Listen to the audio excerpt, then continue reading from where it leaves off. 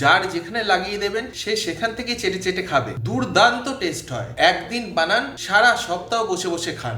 আসুন তবে দেখে নেওয়া যাক কি গুপ্ত জাদু আছে এই রেসিপিতে। প্রথমে একটা কাঁচা আমের দায়িত্ব নিয়ে জামা কাপড় সব খুলে ফেলুন। তারপরে একটা চাকু বা রামদা নিয়ে বংশবিস্তারের জিনিসের থেকে পুরোপুরি আলাদা করে ফেলুন, ঠিক এরকম ভাবে। আচ্ছা, বংশবিস্তারের জিনিস আলাদা হয়ে গেছে, ফেলে দিন।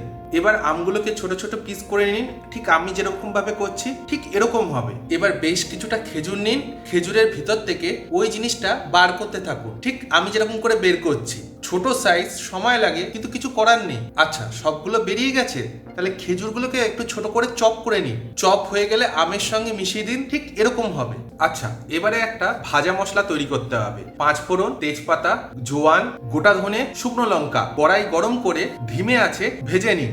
ভাজতে ভাজতে যখন দেখবেন পুরো বাড়ি দিয়ে সুন্দর গন্ধ বেরোচ্ছে, তখন নামিয়ে মিক্সিতে একটা পাউডার তৈরি করে নিন, ঠিক এরকম। এই পাউডার কিন্তু মুখে মাখা যাবে না। এবার ওই কড়াইতে বেশ কিছু কাজু 2-3 মিনিট ভেজে তুলে নেব। ভেজে তোলার পর দেখবেন ওই কাজুটা কত মুচমুচে এবং শক্ত হয়ে গেছে। কড়াইতে এবার তেল ঢালুন। তেল গরম হয়ে গেলে হিং আর সর্ষে ফোড়ন। সর্ষে যখন চটর পটর করবে তখন দিয়ে দিন কেটে রাখা আম আর খেজুর।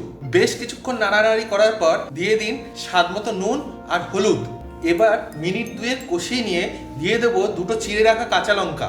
আবার বেশ কিছুক্ষণ নাড়াচাড়া করার পর দিয়ে দেবো 1 চামচ কাশ্মীরি রেড চিলি পাউডার। এবার কিছুটা নাড়াচাড়া করলেই দেখতে পারবেন সব কড়াইয়ের তলায় লাগতে শুরু করে দিয়েছে। তখন আমরা দিয়ে দেবো জল। জল দিয়ে সব মিলিয়ে নিয়ে আবার জিনিসটাকে ফুটতে দিন। ফুটে উঠলে দিয়ে দিলাম বাতাসা। আপনারা চাইলে চিনি বা গুড় ইউজ করতে পারেন। বাতাসা যখন জলের সঙ্গে পুরোপুরি মিশে যাবে তখন আমরা দিয়ে দিলাম ভেজে রাখা কাজু, ভেজে রাখা গুঁড়ো মশলা আর ভিজিয়ে রাখা কিশমিশ।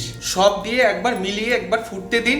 যখন দেখবেন এরকম করে ফুটতে শুরু করে দিয়েছে তখন গ্যাস বন্ধ করে নামিয়ে নিন। দুপুরবেলা ভাতের শেষে গরম গরম খান, ফ্রিজে ঠান্ডা করে রাত্রিবেলা পছন্দের জায়গায় লাগিয়ে চেটে বা চুষে খান।